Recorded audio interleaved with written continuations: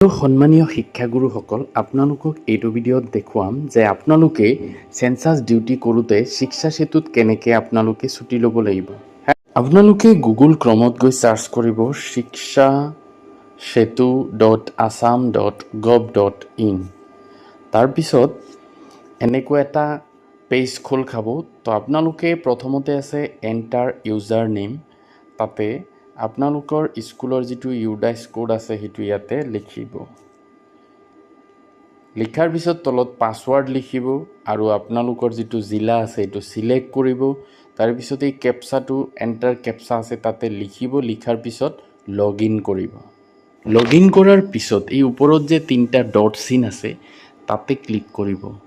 কৰাৰ পিছত আপোনালোকৰ স্কুলৰ নামটা আহিব। তো তললৈ টানি নিলে চাব তাতে লিখা আছে টিচাৰ এণ্ড ষ্টাফ, এইটোত ক্লিক কৰিব। কৰাৰ পিছত তলফালে লৈ যাব। তো তলত চাব যে লিখা আছে এইটো ষ্টাফ এবচেণ্ট ৰিকুৱেষ্ট আপডেশ্যন, এইটোত ক্লিক কৰিব।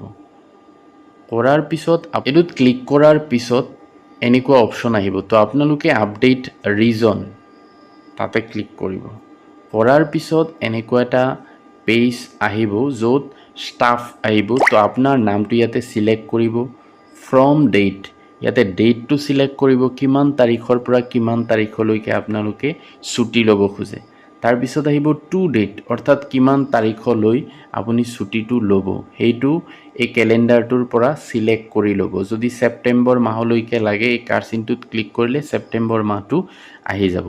তাৰপিছত এই এবচেঞ্চ ৰিজন যে আছে তাতে চাব বিভিন্ন ৰিজন আছে, training, election duty, Audi, meeting, half day, এনেকৈ গৈ সেন্সাস ডিউটি আছে তাতে ক্লিক কৰিব। কৰাৰ পিছত এই আপলোড ডকুমেণ্ট যে আছে ইয়াতে ক্লিক কৰিলে আপোনাৰ চাব বিভিন্ন ডকুমেণ্ট আছে। আপুনি জেপিজি ফৰ্মেটতো দিব পাৰে বা PDF বনাই আপোনাৰ যিটো এপইণ্টমেণ্ট লেটাৰ আছে সেন্সাসৰ সেইটো PDF বনাই থ'ব, সেইটো ইয়াত আপলোড কৰিব।